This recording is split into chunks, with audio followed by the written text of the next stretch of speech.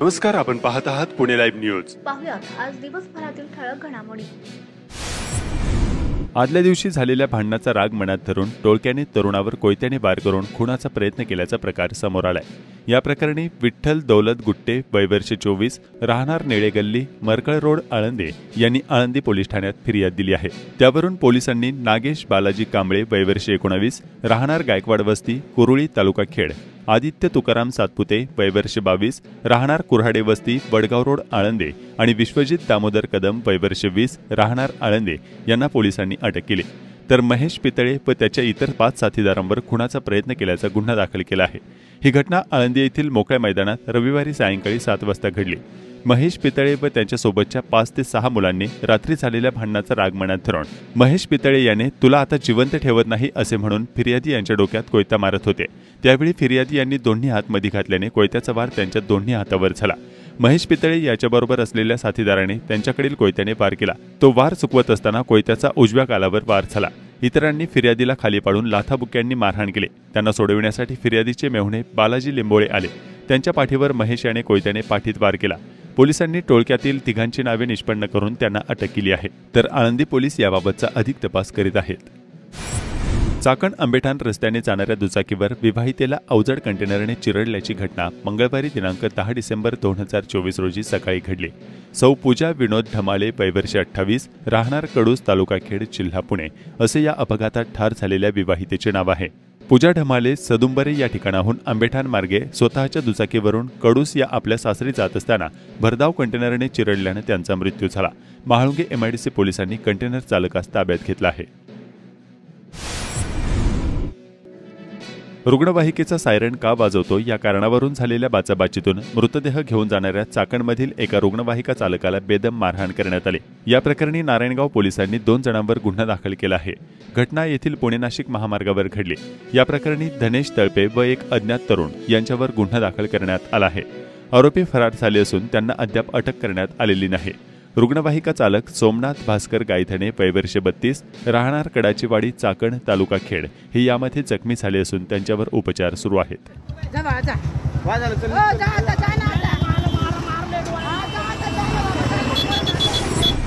खराबवाडी या ठिकाणी प्रेम प्रकरणाच्या संशयावरून 5 जणांनी 2 महिलांना मारहाण केली. यातील तक्रारदार महिलेच्या घराशेजारी राहणाऱ्या महिलेचे आणि आरोपी महिलेच्या पतीचे प्रेमसंबंध सुरू असल्याचा संशय आरोपींना होता. त्या कारणावरून आरोपींनी त्या महिलेला आणि फिर्यादीला बेदम मारहाण केली. तसेच तिला ठार मारण्याची धमकी देखील दिली. या प्रकरणी महिलेने पोलीस ठाण्यात तक्रार केली आणि या प्रकरणात एकूण 5 जणांच्या विरोधात गुन्हा दाखल करण्यात आला आहे. तर महाळुंगे MIDC पोलीस याबाबतचा अधिक तपास करीत आहेत. चंपाषष्ठीनिमित्त खेड तालुक्यातील खरपुडी येथील श्री खंडोबारायाचे दर्शन घेण्यासाठी दाम्पत्य दुचाकीवरून आले. दर्शन घेऊन घरी परतत असताना भरधाव टेम्पोच्या धडकेने महिलेचा मृत्यू झाला.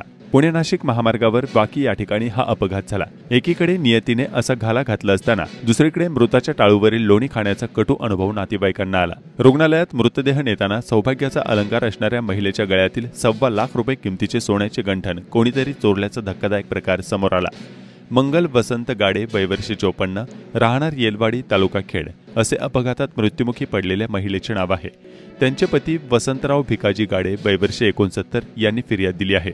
अपघात घडल्यानंतर रुग्णवाहिका बोलावून मंगल यांना एका खासगी रुग्णालयात नेण्यात आले. मात्र डॉक्टरांनी त्यांना मृत घोषित केले. शवविच्छेदनासाठी दुपारी 2 वाजता मंगल गाडे यांचा मृतदेह रुग्णवाहिकेतून चाकण ग्रामीण रुग्णालयात नेण्यात आला. या दरम्यान मंगल यांच्या गळ्यात 5 तोळ्याचे सोन्याचे गंठण होते.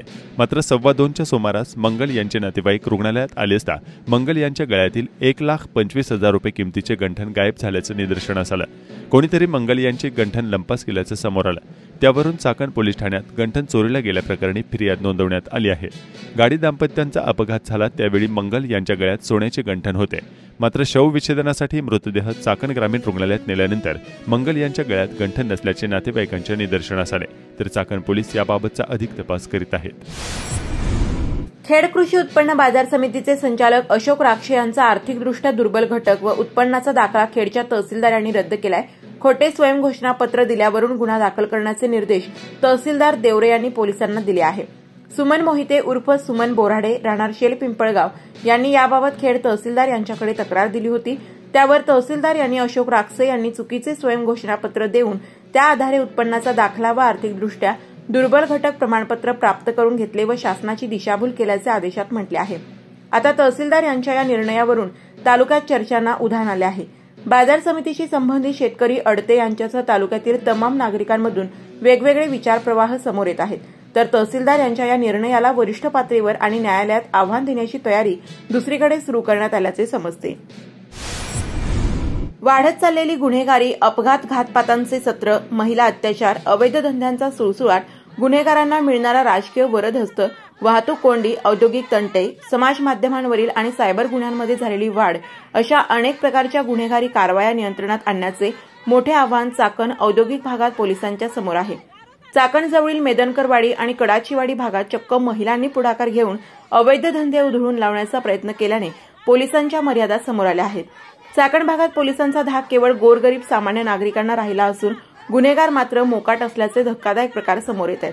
त्यातही पोलिसांच्या आणि काही राजकारणी मंडळींच्या विरोधात बोलणाऱ्या मंडळींचा बंदोबस्त करण्यासाठी चक्क प्रशासन आणि गुन्हेगार एकत्रित योजना आखत असल्याच्या घटना सर्वांनाच अंतर्मुख करणाऱ्या असल्याची सामान्य नागरिकांची भावना आहे।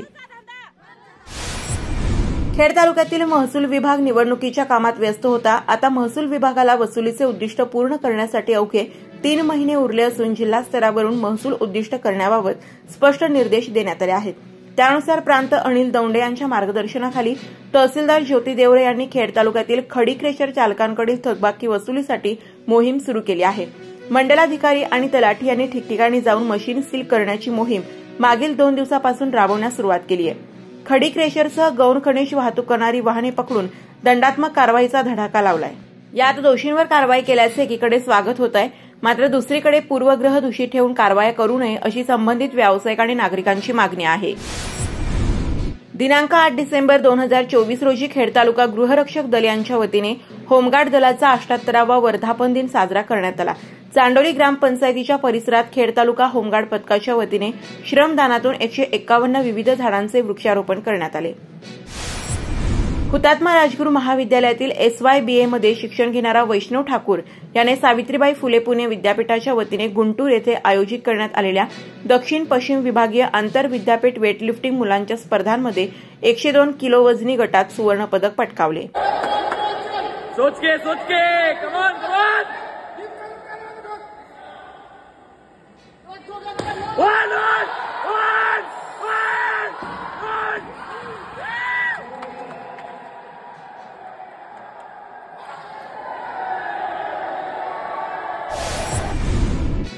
तळेगाव शिक्रापूर महामार्गासह चाकण औद्योगिक क्षेत्रातील महाळुंगे परिसरात नेहमीच वाहतूक कोंडी होते।